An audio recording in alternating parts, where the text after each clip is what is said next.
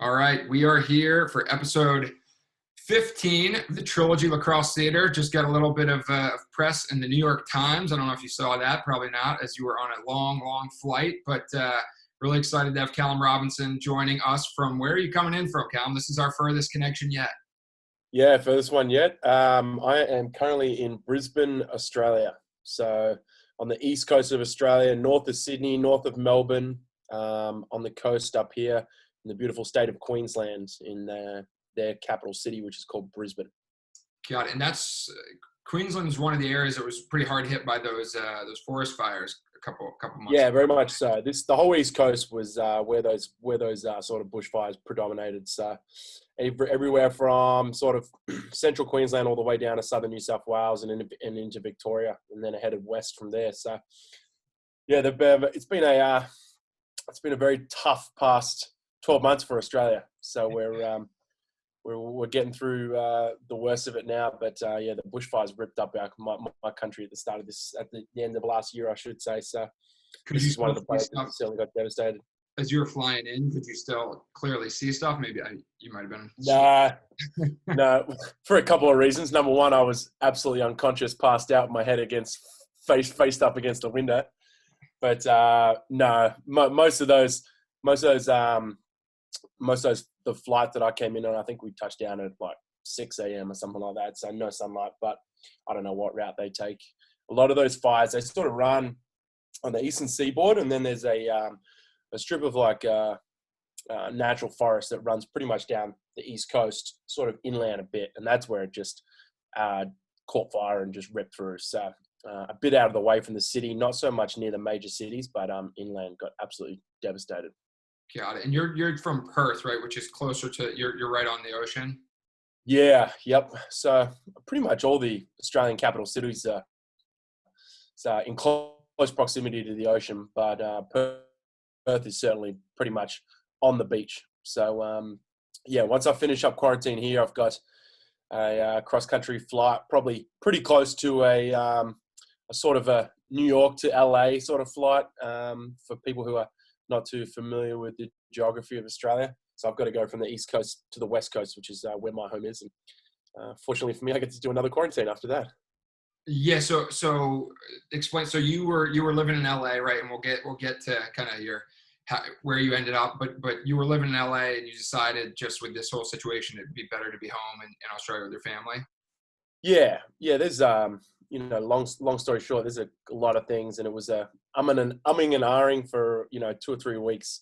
But my younger brother is a doctor. I consulted a lot of medical professionals, and I'm also a type 1 diabetic as well. So I'm in at a higher risk than your average Joe. So the way things are sort of moving in America, it didn't make much sense for me to continue to hang around when I had the option to travel home to my home country. And and then aside from that, a once in a lifetime pandemic, I don't want to be too far from my family. I've got a mum and a dad and a brother who I don't get to see all too often, and it's been 18 months now since I've seen my family. So I'm very much looking forward to getting home and giving them a big hug and getting through this together. That's kind of the moral of the story. Yeah, absolutely. That's it. I'm sure they're excited to see you. And so you attempted this flight once and got rejected. And is the story worth telling, or is it? Yeah, so it's not the first time, but so I flew out on Friday, and the Friday before I was meant to depart, I was going to connect through Singapore and go directly to Perth. So that was the idea. Because the Australian government has mandated that we have to go into quarantine, I wanted to quarantine in my home city. So you have to go into a hotel. They lock you down for 2 weeks. You have absolutely zero human interactions whatsoever. And then once your 14 days are done, you're sort of allowed to go back out into the population and assume somewhat. Yeah, that's right. Yeah, wave my white flag and walk out through the front door. But yeah, the Singapore government just recently closed their borders as well to visitors, and then lastly to transit passengers. So albeit I was going to be in Singapore for, I think it was like 3 hours and 20 minutes or something. I go to LAX, my 2 bags are packed, my roommate drops me off, get to the terminal, and I never made it through they weren't allowing me to board my plane. So, And what did that yeah, scene look like in LAX? Was it just desolate and your flight absolute ghost town. successful Absolute ghost flight? town. Did you have a whole aisle to yourself, or was the flight over to Australia actually full? Yeah, no. So the flight was full, but they're still observing social distancing. So a minimum of my flight was a minimum of 2 seats between passengers. So I actually had a whole row. I had the window seat and a whole row to myself. So which was quite nice. I mean, I'm an optimist at the best of times. So a glass half full, I at least got a row to myself, which is I think it was a 14.5-hour flight, which is pretty nice. So A nice silver lining there, absolutely. yeah, I got to kick the legs up and catch some Z's. Well, awesome. Well, let's play some videos and we can talk through it. I'm excited to play this first one. There's another Callum Robinson. I'm sure you know, a soccer player. So I don't know how often you get like mixed up with him, but does that happen very often? Yeah, I think when exactly what you did. I think you jump on YouTube, type in Callum Robinson, and there's a Premier League soccer player who's stealing my spotlight, should we say? Well, this one says you're 6'4", 220, so I'm assuming this is actually the Callum Robinson we're looking for. So yeah, this is light Callum. This was my college application tape that I made. Never made a video in my life. This was to show to my coach at Maryland, which is originally where I was getting recruited to, and then obviously Coach Canterbury at Stephenson as well. This is the first time I got to put myself in front of coaches. So this is drawn from 3 games only, which is filmed on a little camcorder that one of my mates' dads had. Mind you, this is back, I think this is probably 2010 and 2011, but the 3 games are recorded over. And so, talk a little bit about this. You grew up in Perth. What is the lacrosse scene like in Australia when you're growing up? I know, you talk a little bit in one of the videos about Adam Sear was a huge influence, and he's from Perth originally, I believe. Yeah. He actually played for the same club we're watching right now. So that's me with the ball, just throwing it up. I wore number 2 my whole career in Australia, and actually my first national team, I wore number 2 too, but I've now been wearing number 10 for some time. Adam played at the same club I did. He's about 3 or 4 years older than me.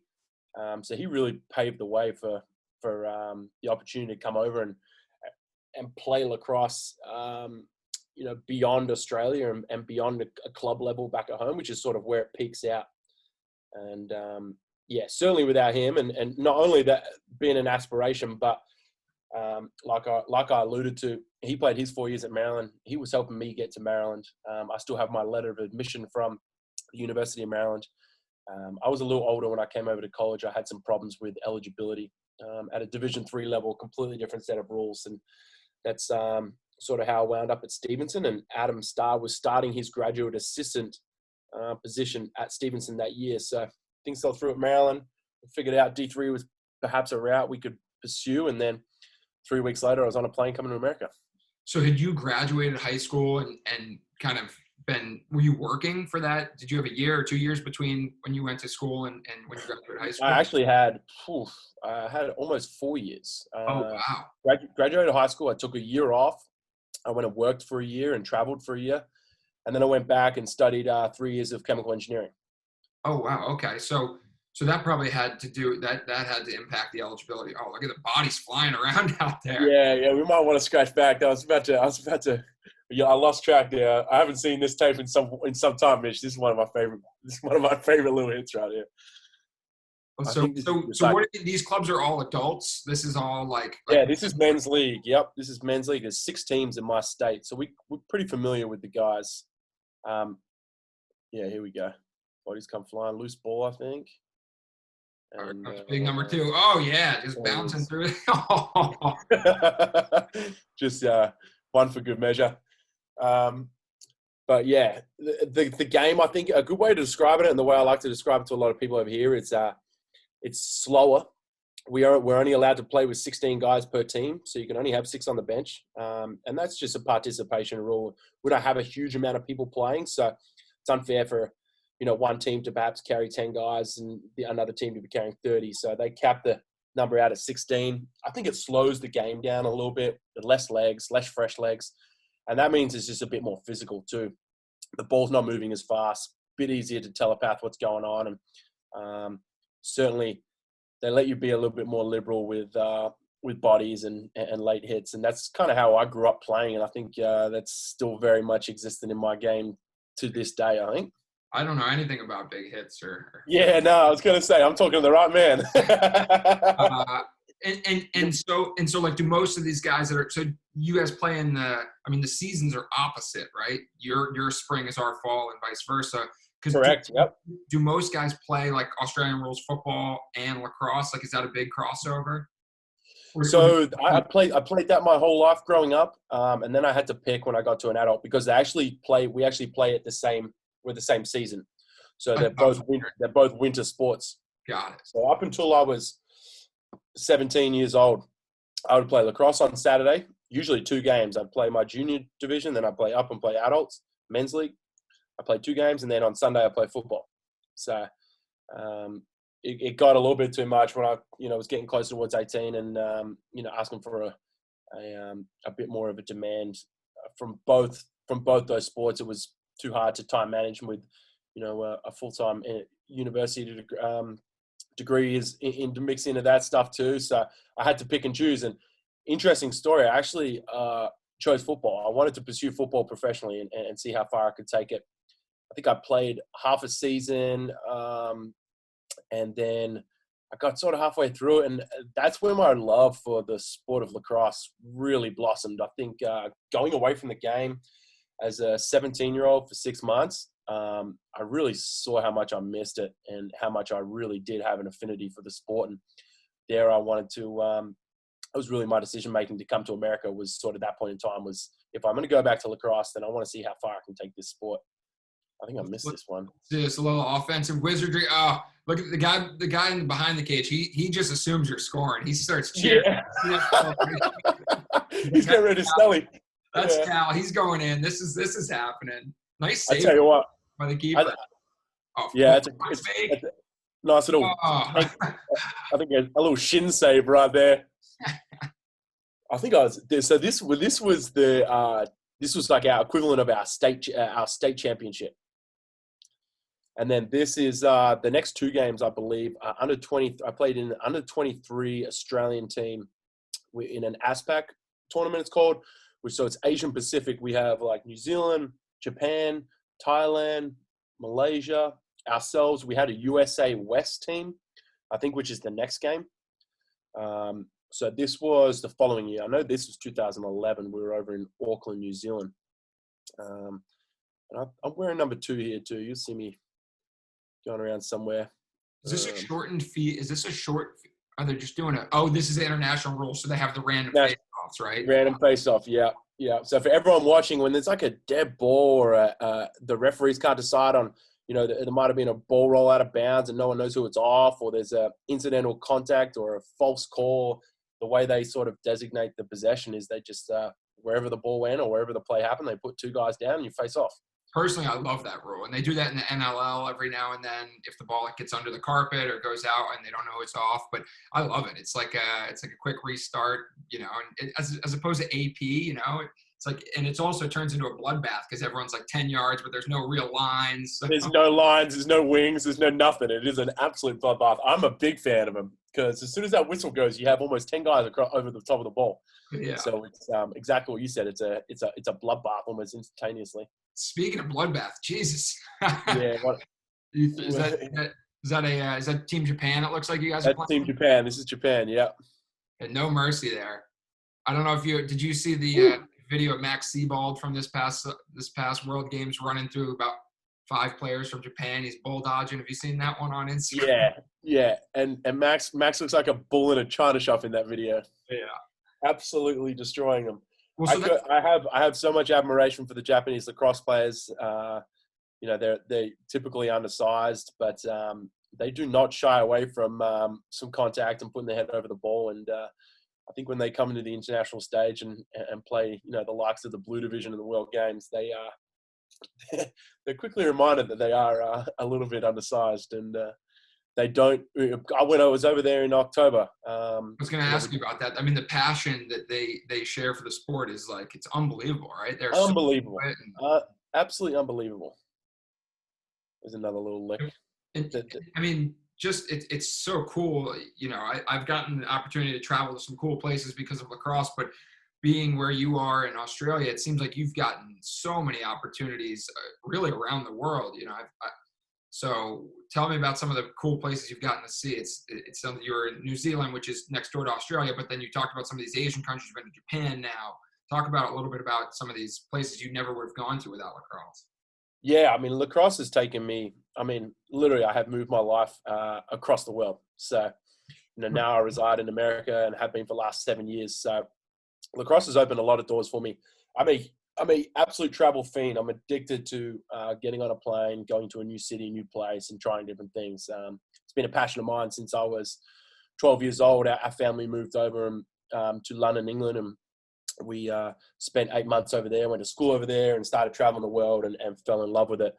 And I think that was one of the big selling points for lacrosse for me too, as well, was the idea of being able to use this sport as a vessel for travel and a vessel for adventuring.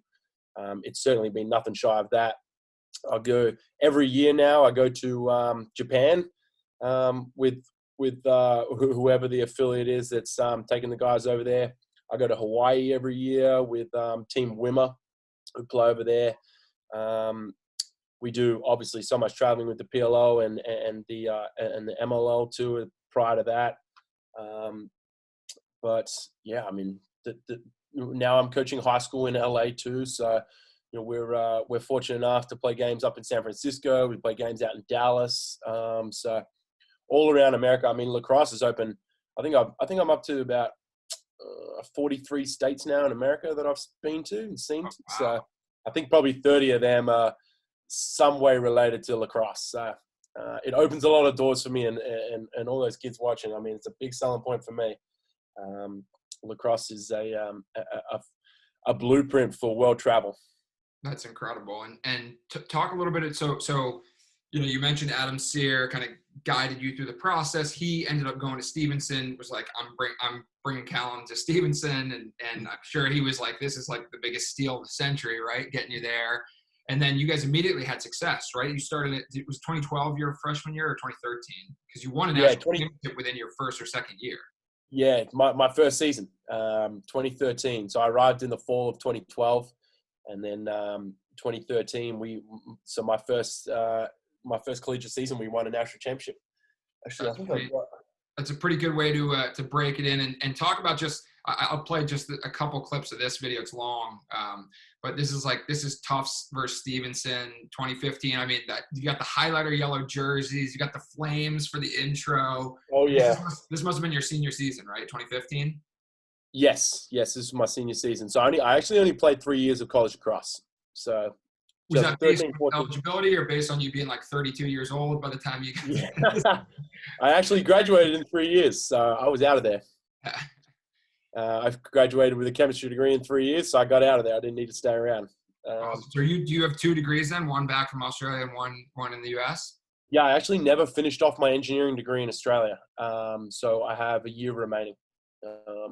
So originally I was coming to Maryland to continue my engineering degree and finish that off over there. And then when I went to Stephenson, they didn't have an engineering department. So naturally I went and started doing chemistry as I was studying chemical engineering already. Unlucky start here on this one. Yeah, it's a tough one. Great knockdown. What a finish here. The baseball bat kind of knock in. And that guy who threw the ball right there, John Upgren, number 13 for Tufts, great player, lefty from Minnesota. He played on a couple of teams. I think he played on the Cannons for a little while. Yeah, Uppy on the Cannons. Yeah, Uppy's a great guy. So we used to play. I mean, that's the beauty about Stephenson. Coach Canterbury would schedule absolutely everyone and anyone. We would play anyone in the country that wanted to play us. So we got to play some big games consistently on a weekly basis. Tufts would come down. We'd play them every Tuesday on their spring break. Every year they'd come to our stadium, and it was always a huge game. They're a phenomenal program, and they have been for some time. And we used to battle with them relentlessly every year. Helmets flying off. Yeah, there was no love lost between these two programs. I can guarantee you that. And talk the stadium. Was the stadium redone? When was that? Your junior or senior year? No, so the stadium was there like 2 years before I got there. Oh, Uh, nice. it, was, Okay, it was the old Ravens training facility. So that's right. everything, all the facilities, athletic facilities, the stadium itself, the PT area, everything like that is all Ravens affiliated stuff. So it's to say top notch is probably being a bit modest. His meat is getting beat off ball. We'll fast forward a little bit. We'll go towards the end here. Yeah. Yeah. Uh, We lost this game. I know we did, but yeah, these are the games. I mean, this is why I moved my life across the world, and I couldn't be more thankful for the university, and they continue to this day, Stephenson, to schedule some really tough games, and any big opponents in the entire Division 3 athletics who want to come play us or want to schedule us, we will find a way to play you. So that's, yeah, there you go, 12, 18. That for me is sort of, I'm just a competitor in the pure essence of the word. So I want to get out. I want to play the best guys, win or lose. And then, yeah, Coach Kennedy made that happen on a weekly basis, and it made me a better lacrosse player for sure.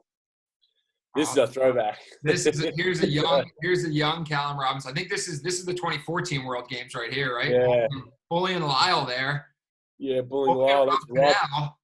This was Robert Mundy. I think that's the first time you and I faced off, was in 2014 over in Denver.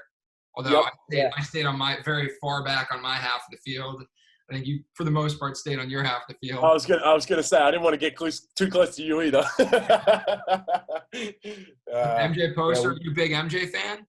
A big MJ fan. So you've been watching The Last Dance, obviously. Yeah, I actually haven't. So we got 2 weeks, right? Yeah, for one, I was traveling, and then two, we don't have ESPN like you guys do. So I've got to find a way to stream it.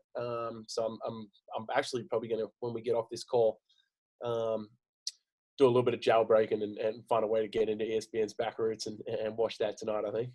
Yeah, that's I have to see it. I've been like scrolling through Instagram and social media and just almost flicking past every post because I don't want anyone to ruin it for me. But spoiler alert, Michael Jordan's really good. So sorry, yeah. I might have.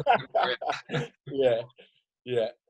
So was it a big adjustment coming? Like, you went to college in Australia. Was going to Stephenson a major adjustment for you?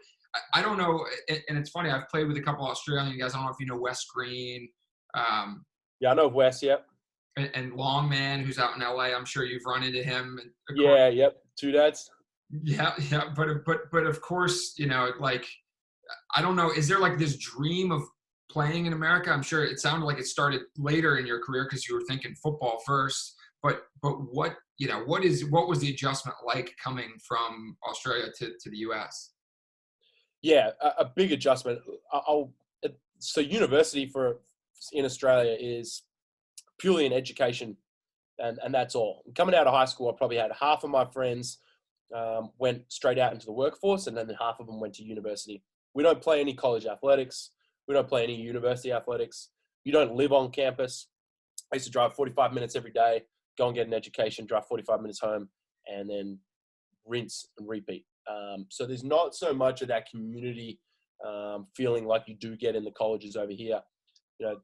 One of the biggest things I noticed was just a pride factor. Everyone is so proud of what university they went to, what college they went to, where they come from, the people they've met, their alumni base, everything of that nature. We don't have that same sort of thing in Australia. The adjustment factor coming over to America was it was pretty steep to start. I think there's a lot of comparisons between the two countries, but also at the same time, there's a lot of stark differences. So it took me a little while to get settled in, but I obviously had Adam there with me, someone who'd been doing this for 5 or 6 years before I had. So he helped me sort of, jump through the hurdles as they came. And everyone at the college at Stephenson was very, very accommodating, and I certainly couldn't have done it without them. Did you have like can you remember like one moment where you're like, oh wow, this is different? Like one standout moment when you got to Stephenson or America that you're like, this is not like home. Yeah,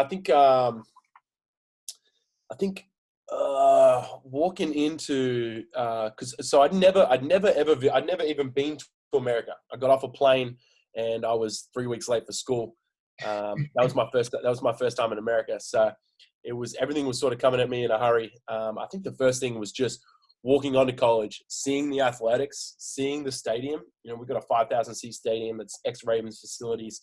You know, I'd watched a lot of videos, obviously, before I'd got on the plane and sort of knew what I was getting into. But when you step out in that atmosphere, and I think, you know, our fall practices, we carried the biggest roster in lacrosse, in college lacrosse for about 3 years. You know, we had almost 90 guys in the fall, and our spring roster was like 72. So we had a lot of guys. I think that first spring practice, when walking out in the stadium, everyone's in their brand new pinnies and equipment, and we got 70-something guys on the turf. That was sort of where I was like, oh, okay, this is a little different. You know, I don't even think we have 70 guys who play in my state. So Were you nervous? Now I'm sharing a field with all of them. Were you nervous about, you know, locking in your spot? Did you have confidence? You're like in a whole new world. There's 70 other guys. I gotta imagine. I mean, you're not any small like meek and mild guy, but at the same time, the nerves got to be going a little bit, right? Oh, absolutely. Yeah, absolutely. And it was, you know, it was a big investment on my behalf, both financially and both time. And, you know, I was pausing my engineering degree in Korea. So I had every intention of playing, and I wanted to play, and I wanted to make that happen, make the opportunity worth the time that I was forfeiting. I came in and joined the team. They had 2 senior defensemen, and the third defenseman, who was the starter for the prior year, actually dropped out of college. He ended up starting a family, so he had some things that were pulling him away from school. So there was a third defensive spot on the open. I'd actually never played close defense until I got to Stephenson. I had always played LSM my whole life, and I saw that the opportunity to get on the field was at the close defensive position, and so that's where I sort of devoted my time and my effort, and fortunate enough to win that spot. And I started every game of my college career, all 3 years, and that first year especially, we had a very special group of men, and we were able to go on and secure the championship that year. And I think I'd always allowed myself 1 year of college lacrosse, and I said, you know, let's risk it for a year, and we can always come back. And you know, I'm not leaving any stone unturned. I can obviously resume my studies. I put them on hold for a year if everything went south. That first year was just so contagious. Doesn't get much better than winning, that. Winning the whole thing, right? yeah, and I had the parents over there for it, and it was sort of just a, you know, Adam's parents were over there too as well, so we got to share a ring together, and it was an absolute collision of just good things all coming together at an absolute beautiful time. And yeah, from then on, I knew that I was destined to play lacrosse for a long time in America, whether it be at college and hopefully afterwards. But the love for the sport was at an all-time high right then. So I knew. Who are some of the studs on that championship team? Is Jimmy Daly still there for that team? No Jimmy Daly. I don't think. Right. He's one of the all-time greats. I don't know if you've gotten to know Jimmy through the alumni network, but I mean. Yeah, no, I know Jimmy very well. His change of direction, unlike anything I've ever seen. So we actually, my first fall, we're playing, and we always play like an alumni game. So, you know, the 2 seniors that I'm playing with, they're like, well, they kind of knew who Jimmy was. I had no idea, right? His name's up on the wall. I'm like, oh, he's that guy. Yeah. I have no idea what this guy is. I've seen him in a couple of videos. I know he's short and sharp and shifty. The two seniors like, yeah, you can guard him. I was like, all right, yeah, sure. Yeah, fun. I remember him taking the ball the first time, and I just went, I'm like, what is going on here? He looked like Flash out there behind the cage. But I managed to hold my own just fine after that. But Jimmy's a very talented. They had a lot of talented attackmen before that. Steve Casimir, Jimmy Daly, Richie Ford. You know, these guys were, you know, 3-time, 4-time All-Americans, and I played with a couple of absolute rippers too, Mark Pennington, Steve Bannock. And then, I graduated with Tony Rossi. He got drafted in the MLL. Brent Hyken, he got drafted in the MLL. They were all on that championship team with me. Forgot about Brent Hyken there. Yeah, that's helpful to have him at the X, right? Yeah. I think our championship year, he was like above 70% or something. It was like a cheat code. So we'll take that for sure. Brent's still a very good friend of mine. So shout out to Brent Hyken. I saw him at the U.S. Lacrosse Convention, and String King was giving away the hockey sticks, and I missed out on him. And Brent hooked me up with one. So he's got a special place in my heart ever since that. Hey, there you go, Brent. Yeah. 3-year-old swinging around a hockey stick in our basement because of that. He's buying the love. Exactly. And so let's jump over to the Australian national team. You've now played in 2 World Games, right? Correct me if I'm wrong. So 14 was your first, and that was while you were still at Stephenson, right? Still in Stephenson. Yeah, I went back for my last year after that. Yep. And then this most recent time over in Israel this is some highlights from that time. But talk a little bit about that experience and kind of how the Australian team rallies and what that vibe is like.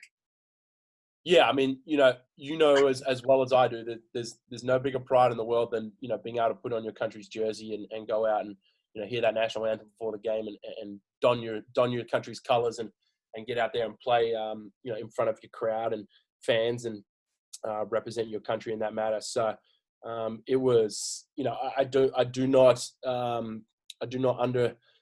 underestimate the importance of representing my country, and I certainly hold that very dear to my heart. But the Australian team is a very tight-knit group of guys. I think the guys who are at the top level of lacrosse in Australia have been there for some time and continue to play at that level in their own clubs, their own states.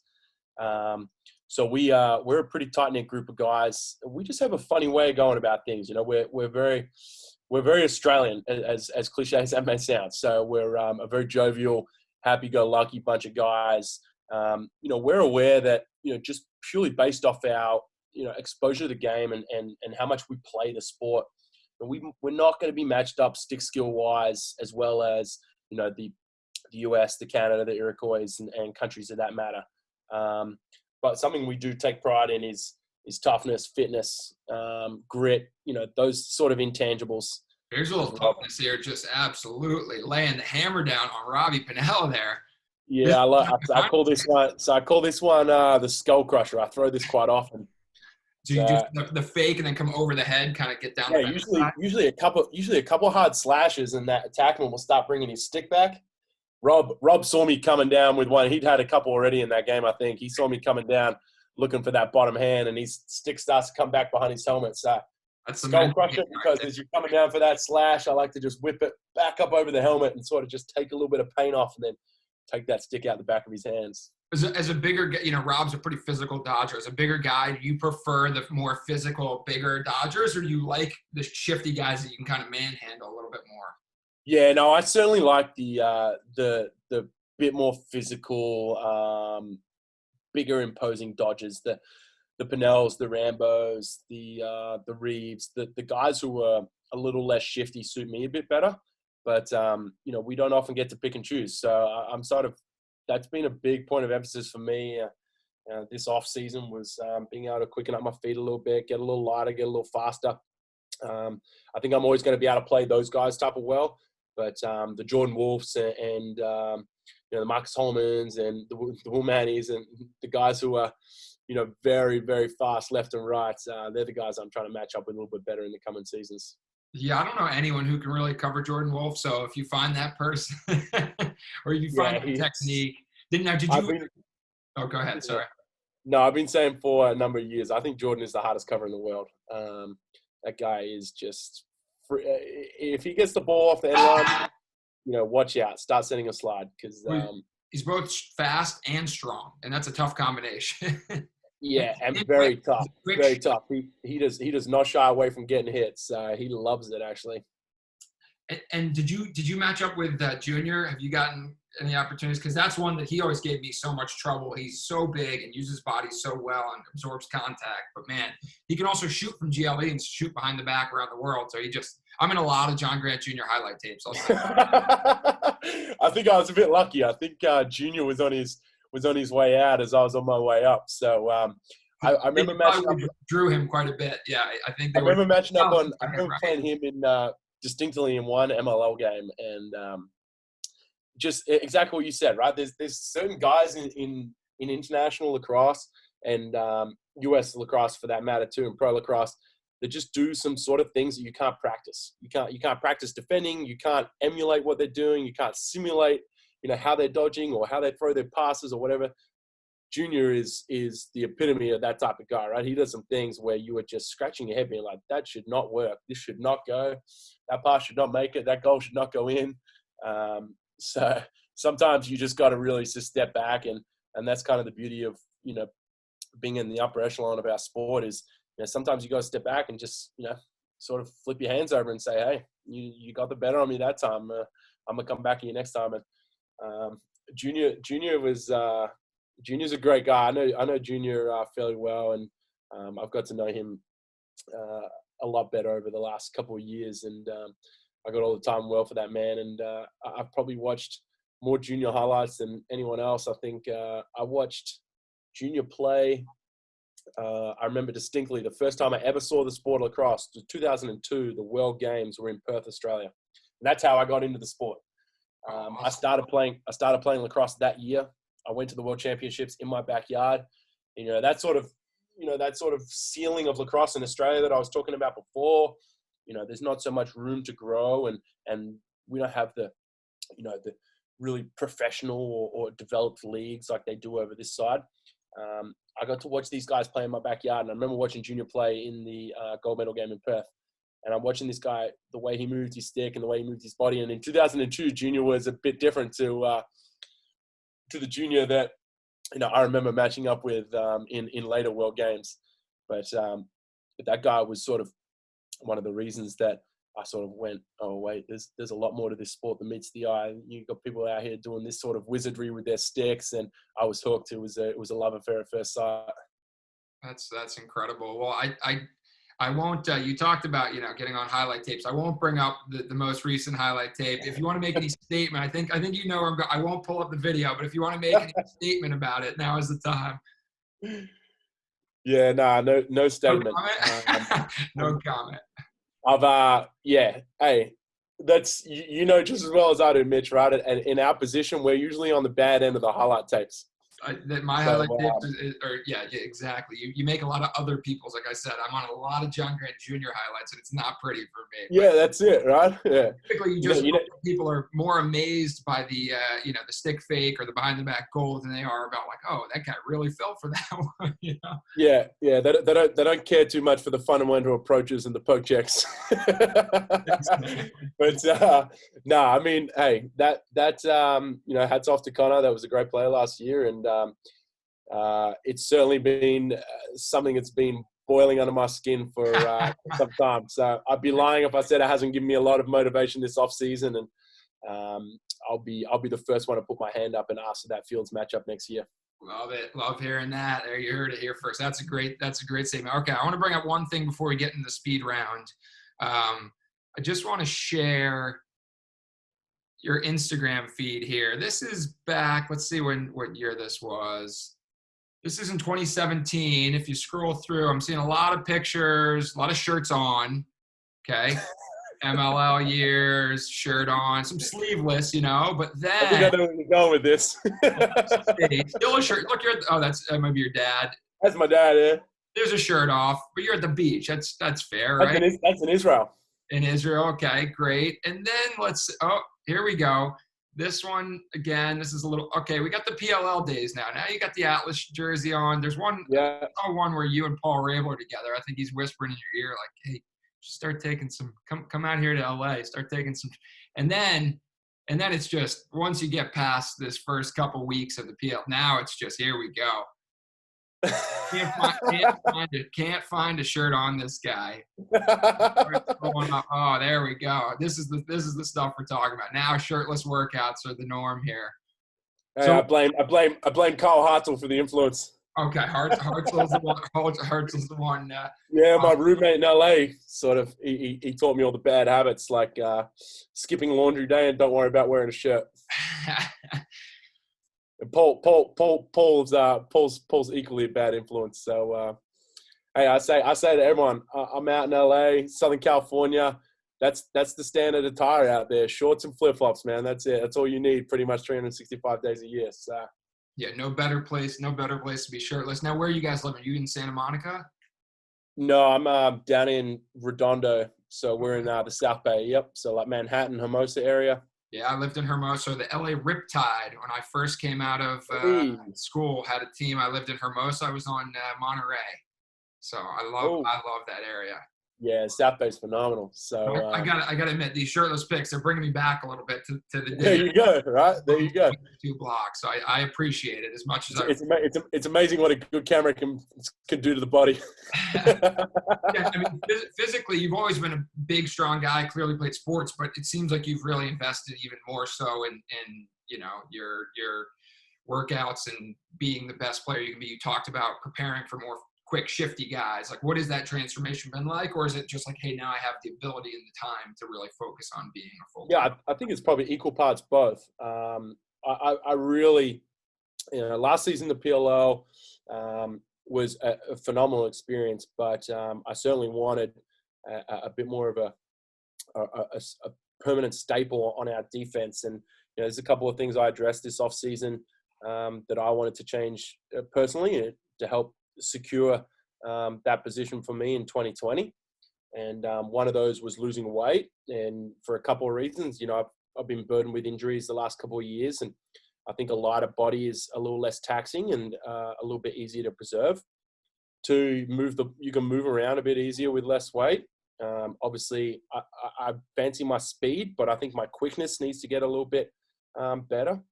So I'm trying to get that first step pop. And I've been working with Jay Dyer for the last 4 years, and I got involved with another trainer out in LA this past year, Doug Gizzy, Zone Ready on Instagram. And both those guys have been a phenomenal resource, and being able to take to someone, hey, I want to be able to do this. I want to be able to move like this. I want to be this light. And they tailor my whole workouts.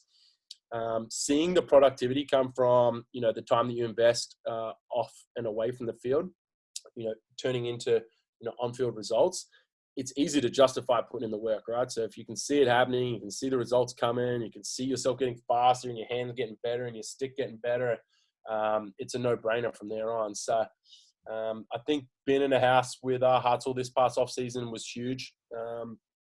Getting to train with someone who's on my team, who plays the same position I do, we're doing everything pretty much aligned and pushing ourselves. He's as psychotic as I am when it comes to the training regiments. So we have a lot of fun challenging ourselves every day on that side. And I'm just, I understand that, nothing's giving, everything's earned. And that's sort of been, since my first day at Stephenson, trying to get that starting defensive position all the way up until now, right? So as soon as you come complacent, or as soon as you take your foot off the gas, then everything's sort of downhill from there. So I love the grind. I look forward to the off season. I look forward to putting in that work, and I pride myself on being able to work as hard, if not harder, than anyone else in the league.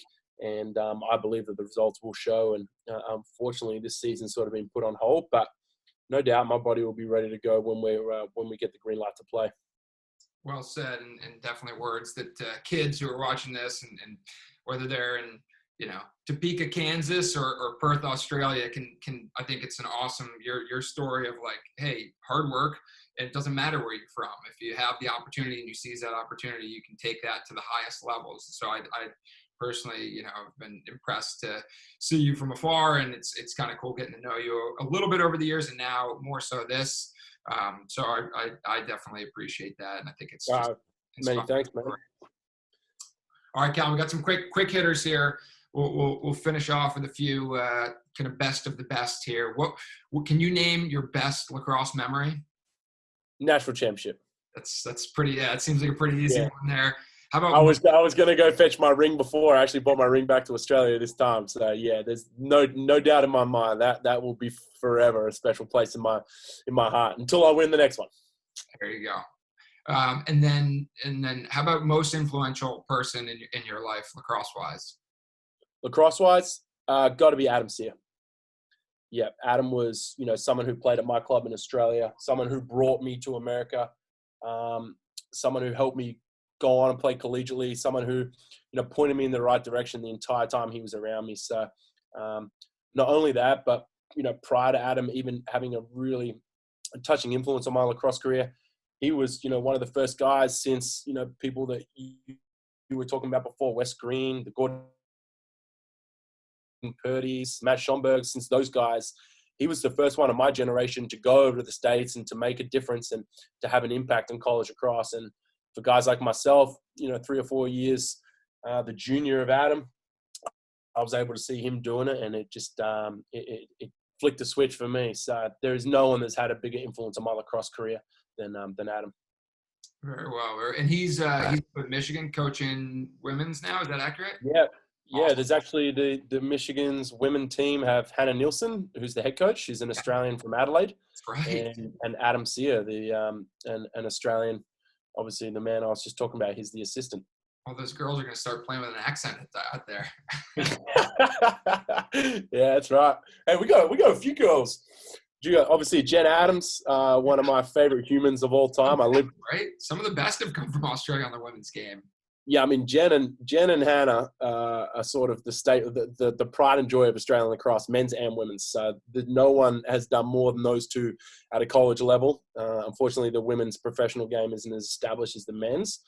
But from a college level, I mean, those two girls paved the way for not only Aussies, but just females playing the sport of lacrosse. And I think they still hold a ton of records respectively. And they've both got Tewaaraton trophies sitting in their houses, and many of them. And more importantly to me, they are just phenomenal human beings.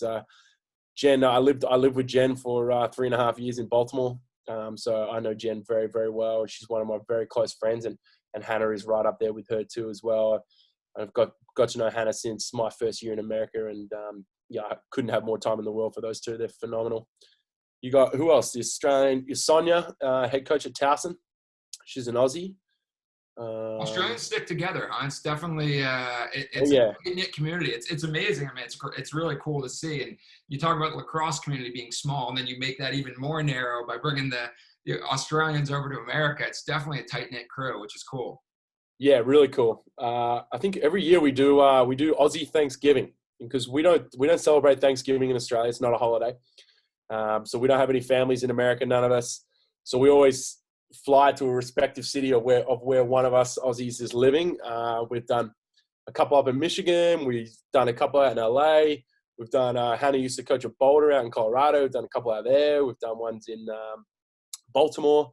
So we certainly like to keep our group nice and tight, and we get together on a consistent basis. But the Aussie lacrosse community in America is a real thing, and we got a big heartbeat. Is Aussie Thanksgiving everything we would imagine? Like, boomerang contests and Vegemite eating sandwiches, Vegemite beer? Is that like what you guys do? Or you go the American Thanksgiving route? That's exactly it. Exactly. All of what you said and more, man. That's it. Done. You got repeat. Yeah. Shrimps on the barbie. How about most or best teammate? If you had to pick one best teammate across your entire career playing lacrosse. Ooh, that is a tough one. And I think when I get off this call, I'm probably going to have like 5 or 6 answers that I could have said. But someone who I had known of, but didn't have an opportunity to play with him until last year. One of my favorite individuals in the entire sport of lacrosse. Being able to share a locker room with him last year, and he's actually going to be on our coaching staff this year, Stephen Brooks. That man is an absolute legend. One of the best human beings in the entire world, let alone lacrosse. I've got all the time in the world for that man. We got to spend some pretty quality time together last season, and I think just being on a recent memory, Brooksy is hands down one of the best teammates I've ever had the fortunate experience of sharing a locker room and a field with. Yeah, he's one of my all-time favorite. Shout out Stephen Brooks, Trouser Press 3000. He'll know. I love Just a Brooksy. great guy, great person. Great guy. That definitely Great guy. influences the teammate aspect. How about on-field nemesis over the years? Is there one guy that you're just like, ugh, that you're like your arch nemesis? Oh, I think like me and Rob used to go at it a little bit. We're gonna be teammates now. I've got to know Rob a lot more intimately over the last few years. His younger brother James is one of my best friends. Played together, but right? You guys are Blaze teammates. Yeah, Blaze teammates, and he played on Atlas last year. James did too. That's right. Yeah. But I think that stemmed from 14 when we were playing you guys in Denver. There was a lot of chatter between me and Rob down on that end of the field, and I think he was my cover the first game. And then I think we played my first MLL season. He was my cover again, and then that sort of just bred into a little bit of a good rivalry, should we say? But Rob, you get to know the guy, right? It starts with a pure hate, and then you get to know him. You're like, all right, well, I respect where he's coming from, at least. Yeah, absolutely. Yeah, that's a great way of putting it. I think not knowing someone and having to compete against him, it's really easy to hate him. And then you sort of take the helmet off, peel back the layers, and he's a quality human. Got all the time in the world for Rob. But yeah, we certainly used to have some good duels. All right, so Nemesis, Rob Pennell, current hit list like Connor Fields is trying to climb the charts right now. I like that. Oh, he'd be there's no one close to Connor right now. Hey, Rob's my team. Rob's my teammate now, so I got all the love in the world for that man. Good point. All right, I'm very happy that I do not have to cover Rob anymore because he's the guy. So nickname is Big Koala. I think it's not like a huge surprise. If you could pick any other nickname for yourself, we'll end on this one. If you could pick any other nickname for yourself, what would you go with? Ooh. Did you didn't pick Big Koala, did you? No. Where did that come from?